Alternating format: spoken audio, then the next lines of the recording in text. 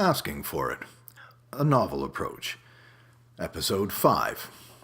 Chapter 13. After their third chance encounter, Makaela asked the octopus woman her name. "No coffee, no name," came the reply. And so here they are, well caffeinated, small talk out of the way, sun about to set behind the tall screen of flowering shrubs at their backs. "You beat the fuck out of guys for a living. You're bullshitting me." "Actually, I'm not. I wouldn't call it much of a living, but, Are you kidding? That's like my dream job." "Sorry, pal. It's just business. Say hello to Miss Fist." "I mean, can you get off on it? You must at least get a good workout, huh?" "Oh, I break a sweat all right. But it's not me that's getting off." No, not listening. La, la, la, la, la, la. Makaela regards her new friend with a degree of impatience. "Okay, I know. I'm not really 4 years old, but don't burst my bubble. I mean, why is it always about the man? When does he get it out? You don't have to touch it or anything, do you?" "No, nobody's getting anything out. I'm not whoring. It's just entertainment. Took me a while to see it that way, but come on. Porn's the same as prostitution when it comes right down to it." "I don't know. This isn't even porn, really. Not like porn I ever thought about anyway. It's about power and it's about submission." "Huh. How much do you take off?" "Nothing. I can do it in docks and dungarees if I want. In fact, a couple times I've done just that." "Oh, stop. You're getting me wet." "Ha ha ha. You wouldn't believe how unsexy it is, really." "Yeah, I guess I see what you mean. No sex, no nudity. But apparently somebody's getting off on it." Makaela looks intently at her, draws a slightly exaggerated breath, and... I mean, a guy's getting beaten up, and kind of enjoys that. Another guy watches it on the internet, and he kind of enjoys that. Okay, maybe guy number 2 jerks off as well. But how sexual is that even? Oh, I think you gotta call that sexual. Not sexy, that's for sure. Nothing sexy about men jerking off. But you're skipping over the part about that sexy gal doing all the real beating. Seriously, I mean, on the one hand, it's obviously about the male orgasm. If no one was out there perving over it, who would? Who does pay you anyway? That's kind of personal. You're not like the IRS or anything. Okay, it's not important, really. I'm just saying, if it's a woman you're working for, it makes all the difference." Makaela remembers she's asked this person's name and still has not received it. Feels like a deal she's getting the short end in. Her iced coffee is long gone, and the sun is a memory for another day. When she asks again, the answer comes, pretty offhand and kind of cute. Teddy. Her name is Teddy. The introduction accomplished, ice broken, as it were, they pass on from coffee to a pair of mojitos. "So how did you get into that shit anyway?" "My buddy talked me into it. He's a fighter, a real fighter. Retired now, but really knew the ropes, like they say. The whole fighting thing is entertainment, he knew that." Teddy is saying nothing, but her look is just blank enough to irk Makaela, who forges right ahead with what seems to be so bothersome. Then there's his part, the art of having your ass whooped without giving away that you like it. I mean, I have to really dominate, not just rough him up. I mean, full-on humiliate him. And he's got to take every punch while delivering an Oscar-worthy performance. Just enough flinching and dodging to show he's still interested in living. Of course, there's a whole science to my part, too. I mean, not genuinely fucking the guy up. "So you seeing anyone?" Confusion flits across her face before Makaela gets past the irritation. She chooses to dodge the question. "So, Teddy, short for anything?" "Oh, come on." All right. I was christened Brittany Theodora B.T. Chilton, if you ever need to write me a check. But I've always been a Teddy.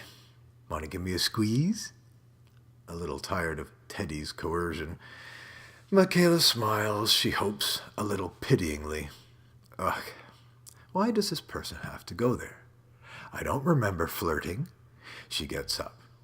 She circles around behind her new friend's seat. I'm not guilty just because I won't sleep with her. From behind, Makaela wraps her arms around Teddy. The soft, fleshy throat in the crook of one elbow, Makaela exerts a little pressure, palming the back of Teddy's head and leaning forward a little. Teddy enjoys the intimacy for a bit before tensing up. Makaela's embrace is tightening. Teddy's arms begin to flail. Another judicious interval, and Makaela releases. 2 more seconds, and Teddy would have passed out. She returns to her seat, sips at her mojito, watches Teddy, still bug-eyed, red-faced, and gasping for air. So, sexy, huh? Final answer? Oh! Chapter 14. Makaela is hitting the heavy bag. She's thrown some talc on it to keep herself honest.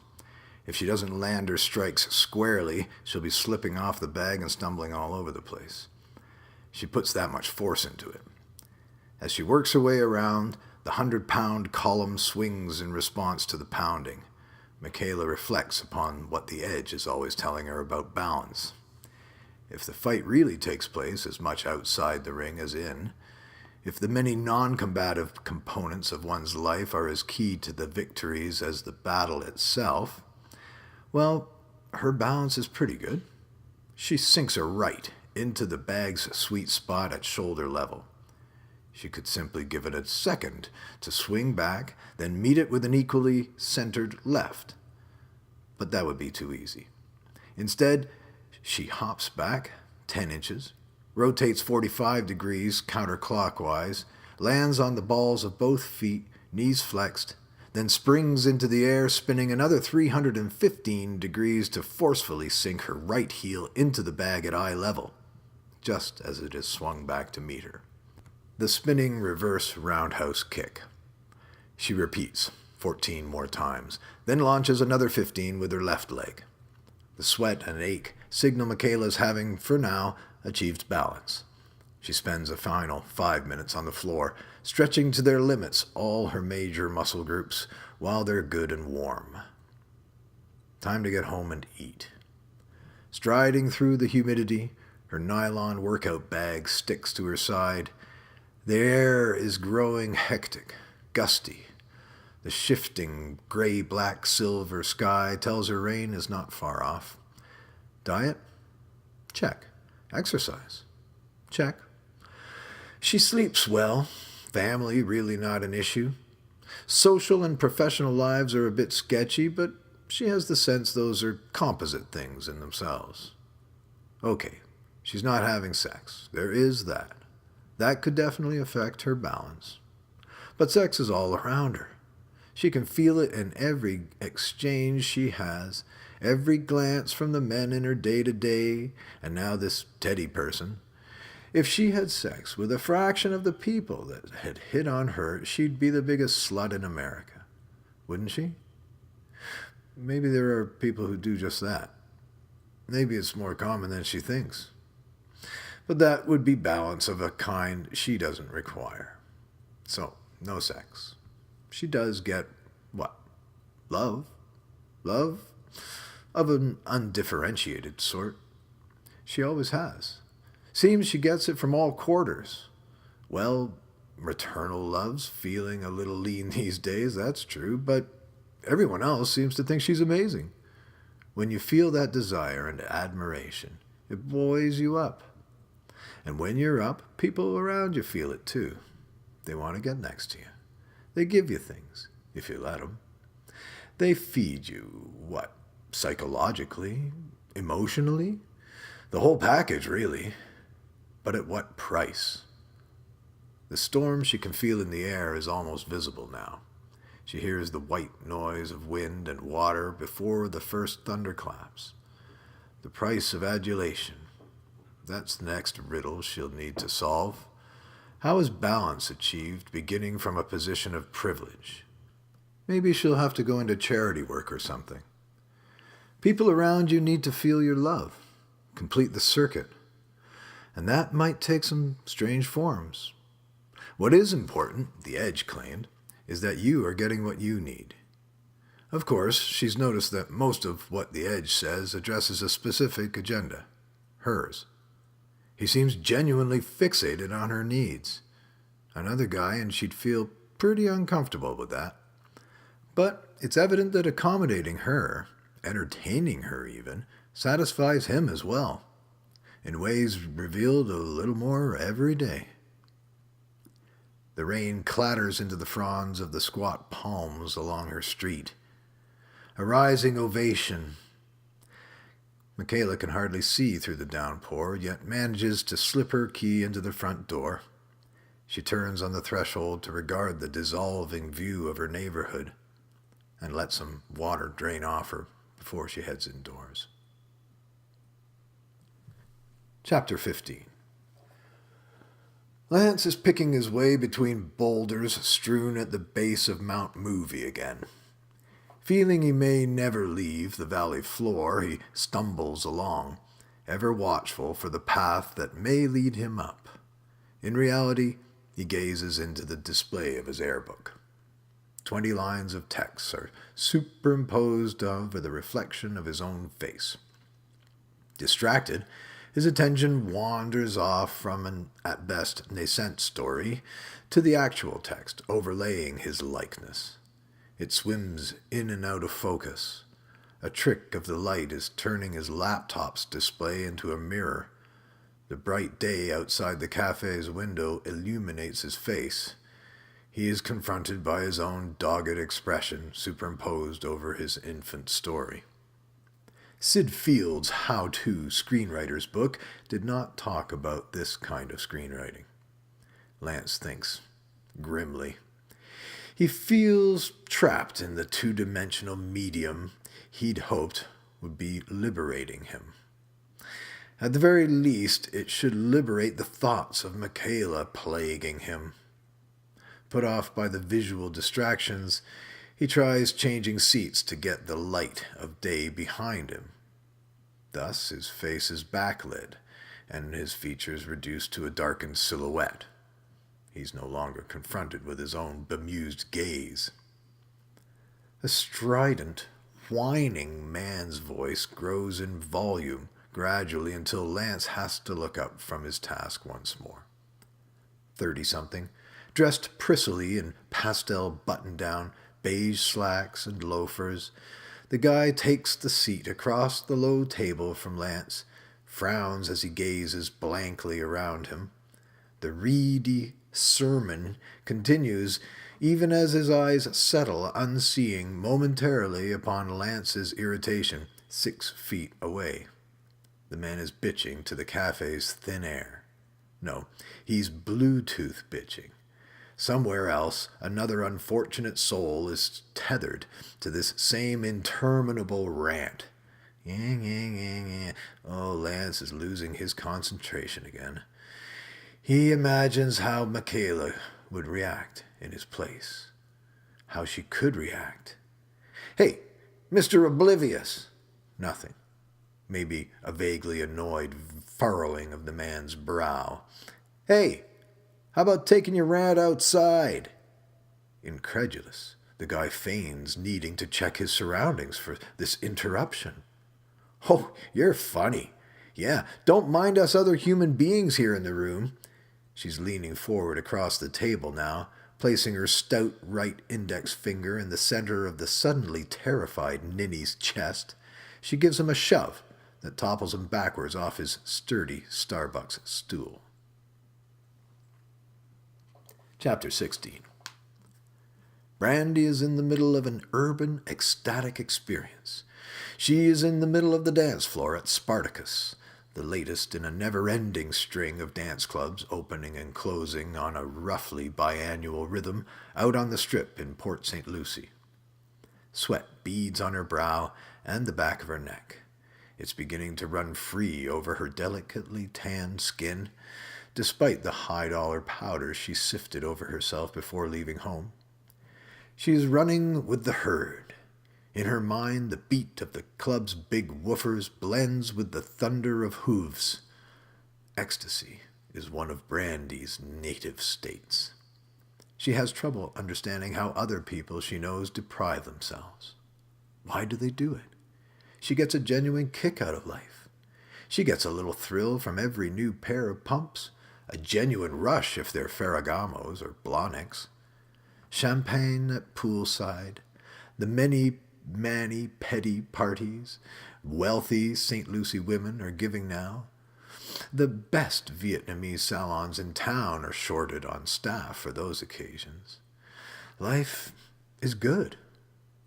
Ecstasy sets Brandy free. Ecstasy and the ever-cresting wave of cheap but beautiful goods forever washing up on the shores of America. The ethics seminar, final semester of her MBA program, made her an authority on pleasure at others' expense. Now that everything comes out of sweatshops, she hardly sees how else you can expect to enjoy yourself. What with the catastrophic promise of climate change, the stress of eternal wars, on terror, on drugs, on un-American cultures big and small, denying oneself pleasure is downright dangerous to your mental health. Sure, she was educated. If she thinks too much about it, the world is an increasingly dangerous place. But it's also pretty easy, and a whole lot more comfortable, to simply embrace the faithful. She likes her new Republican friends. They never lose sleep over things like peak oil consumption or, say, armed and angered adolescents. Oil is tradition. Bad guys can be shot or imprisoned. The whole state media/corporate conspiracy thing doesn't even register for them. These friends are the new faithful, and they just sleep better. Sleep better than the stressed-out citizens of good conscience. They have faith in simple solutions, and they have faith in the powers that be. Powers no less transparent or accountable than the gods of any other place in time. If you don't make waves, it's still a beautiful world. You do the prescribed drugs in the prescribed places. You hold up your end as a consumer, and you have faith. Faith in American technological prowess. Faith that Mother Nature is maybe not such a mean green bitch. Maybe she's tired of all the chaos too. Maybe she welcomes our scientific interventions.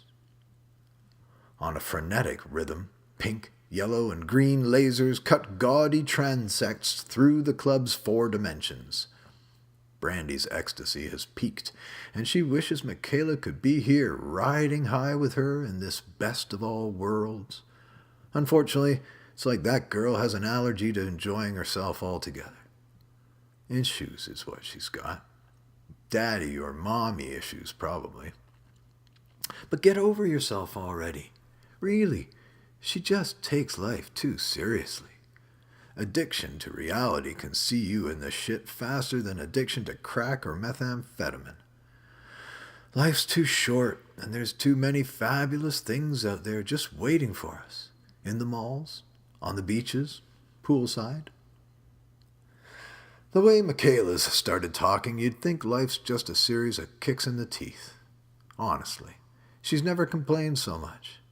And so now, just when Brandy wants to let it all slide into blissful oblivion, she's beset with the weight of the world. Seems like we're all waiting on the next catastrophe with bated breath. Who's going to get it next? Mostly, we aren't even thinking about getting ours. It's others' punishment that interests us. The herd's satisfaction at witnessing that punishing blow. Been like that since the public beheadings of medieval times, the Forum and his gladiators. Now we have that annoying frequency of graphic news updates. What did they call it in psych? Transference. We're all identifying with the victims. Meanwhile, we make our gruesome pacts with the devil. I will jeer, inwardly or out, I will say they had it coming, and only, let it not be me. As much as Brandy wants to shake off the world for a while, her mind remains fixated on problems all too terrestrial. The news keeps us distracted from our own potential demise. There's an inoculation in every tragedy. Every report of carnage, inoculations with tragedy. My brain on ecstasy. Jesus, my inner conspiracy theorist sees the malevolent wizard behind every curtain. He's arranged the media violence, psychically preparing me for my very own cage match. Ready, willing, or not. Okay. Cage matches is taking it too far. It's a little over the top. Makaela again. But we're willing to endure the drudgery of shit work. That's bad enough. To avoid the punishments awaiting the unemployed, half of us will throw our own mothers under the bus. Cage matches and matricide. So much for my ecstasy. Wait till I see Makaela again. Girl's becoming a serious buzzkill these days. Chapter 17. Dick's mother is calling. Somewhere between the cushions of his couch, his cell is blaring an eminently forgettable rap ringtone. Something on the theme of "Gonna fuck you up, bitch." There is no daylight in the room. The wide flat screen plays host to an angry Tony Montana and company. The Scarface remake is on a loop so endless any of Dick's regular visitors can quote freely from its trenchant dialogue. Shakespeare compared with the "gonna fuck you till you love me" rap on his cell phone. He has the couch cushions scattered across the room before he unearths the phone. He's anticipating business and cash, but reads his mother's number on the call display. He shuts his eyes tight, takes a big breath, and puts the wrapper out of his misery. Disappointment colors his voice until he hears it himself. "No, I'm good, Mom, thanks. No, I'm not upset, Mom. No, I'm not worried about any of that stuff. How about you? You and Ari finally getting out and doing that clam bake for a change?" "Yeah, well, I don't have a girlfriend, Mom. That's my excuse. You guys don't have one. Excuse, that is. I mean, life's too short, as you're always reminding me. Right, so go to the bake. Dance a little. You always loved that." "No, it was not just Dad, and you know it. Listen, if you're not going to kick up your heels with Ari, I'm going to be forced to find you a new boyfriend." "Good. Right. Yeah, take pictures. I'm going to need to see some evidence of fun." "Okay. I know, Mom. I love you too." "Okay. Hey to Ari. Bye for now." On the big flat screen, Pacino is broadcasting his gangster's misery. "Her woman's so polluted, she can't even have a little baby." He's mid-rant, humiliating his wife and mortifying the upscale restaurant's patrons around them. Disappointment runs out its course. "So say goodnight to the bad guy. The last time you see a bad guy like this, let me tell you." Tony's epic demise is foreshadowed, and Dick, mouthing the words, knows it's time he got out and found himself a hobby like his mother says, before he gets himself into real trouble. Don't get high on your own supply. The screen boss's advice to Tony has been lost on Dick just as it was on Tony. Succumbing to a rare variety of pique, Dick zaps Tony mid-sentence, and the room falls into complete blackness. When light next appears, it's harsh and sober white light. It illuminates a clean desktop. The well-organized contents of the adjacent filing cabinet mock Dick's life's disarray.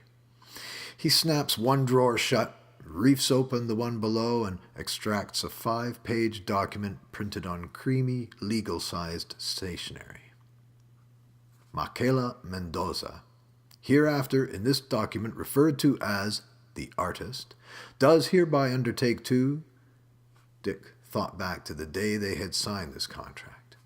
He'd spent weeks on the internet comparing and collating various examples of corporate representation type agreements, and he was pretty sure he'd come up with something as close to airtight as possible. He'd imagined himself hunting, laying traps for rare and valuable creatures, traps that would transform to protect the prey at first scent of competing predators. Now, Dick can smell something on the order of a half-starved anaconda. He's not so sure of his handiwork.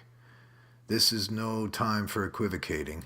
Lance Albiarte will be laying traps of his own, and Makaela is likely to look in the mirror one of these mornings and see a celebrity tigress staring back. He slides the contract into a nylon sleeve, puts the sleeve into a cheap briefcase, clicks back into blackness, and navigates by instinct to his front door. Chapter 18. Lance Albiarte rolls up to Dick's place, pulls the Panamera around in a wide arc to park on the other side of the street. He climbs out from the low-slung interior with a practiced ease, a tray of lattes in one hand, keys clenched in his teeth. He swings his door shut, drops the keys casually into his free hand, deposits them in his pants pocket, and turns to see if his passenger is coming. The guy's in his mid-20s, a week's worth of beard on him, black denims, white t-shirt, wrap-around Ray-Bans, and a ball cap.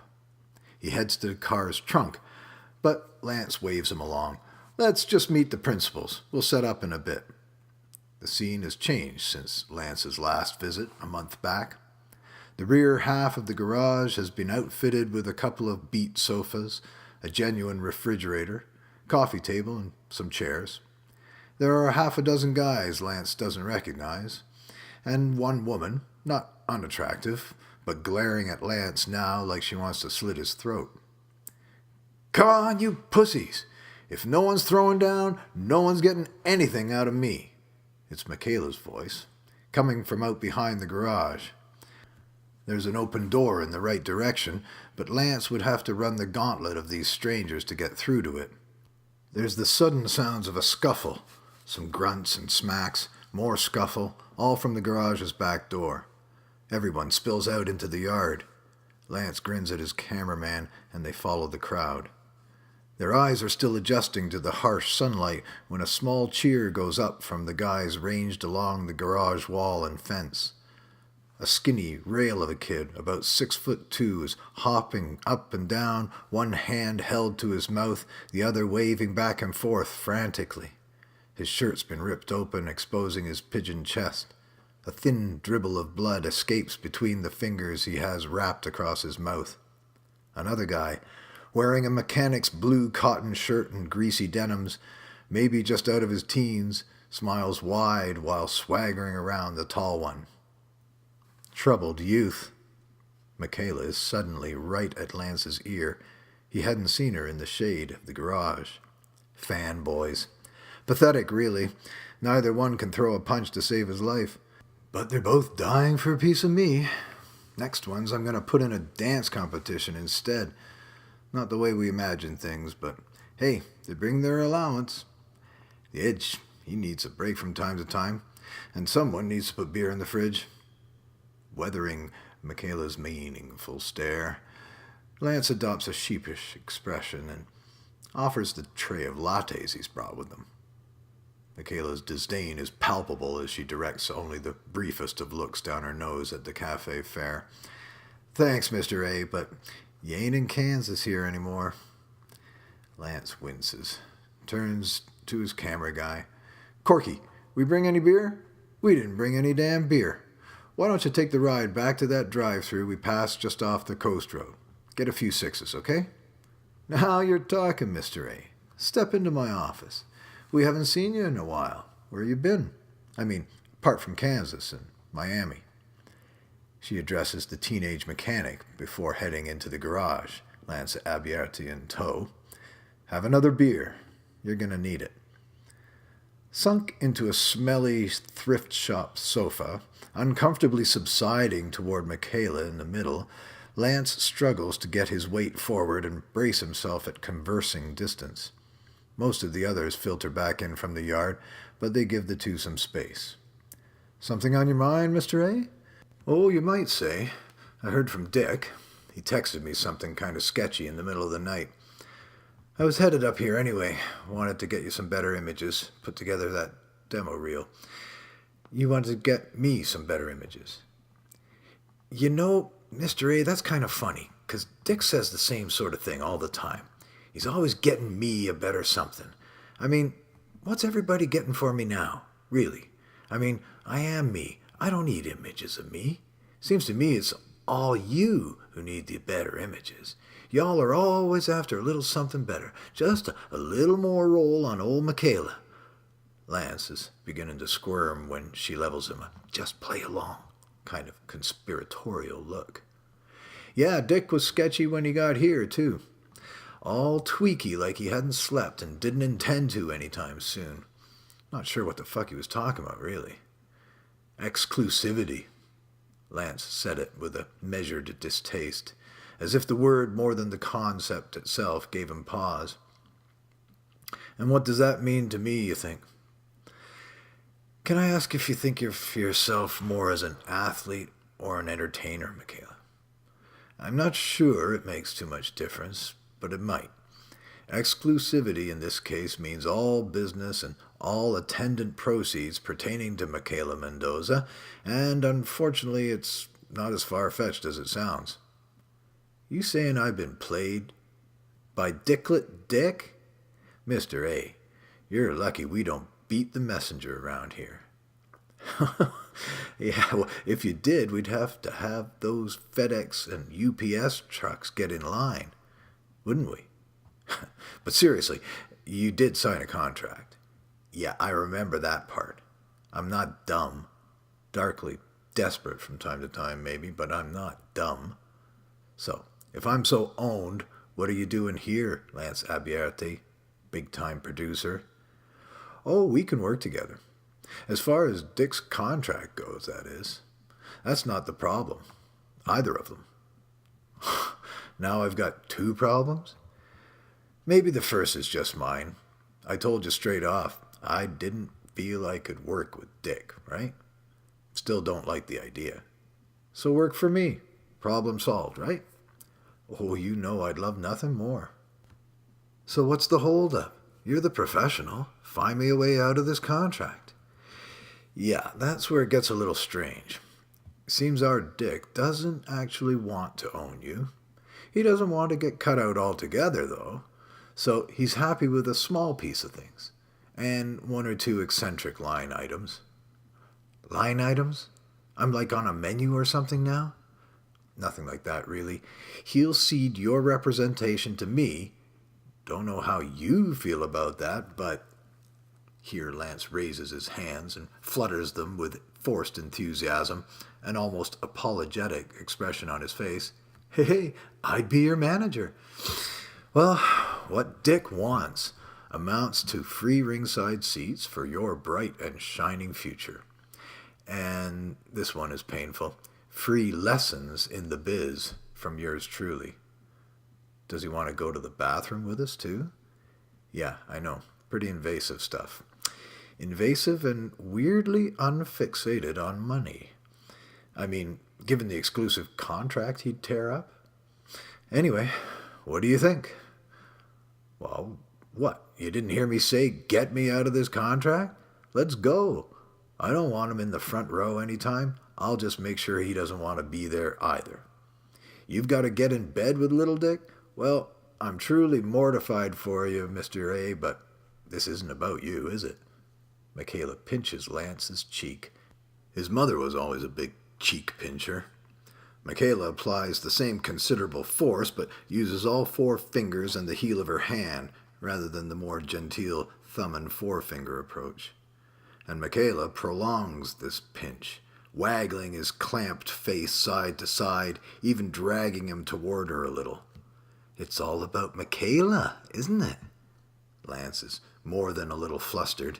The smile on his face struggles with itself to find the right form. Oh, yes, ma'am, it surely is.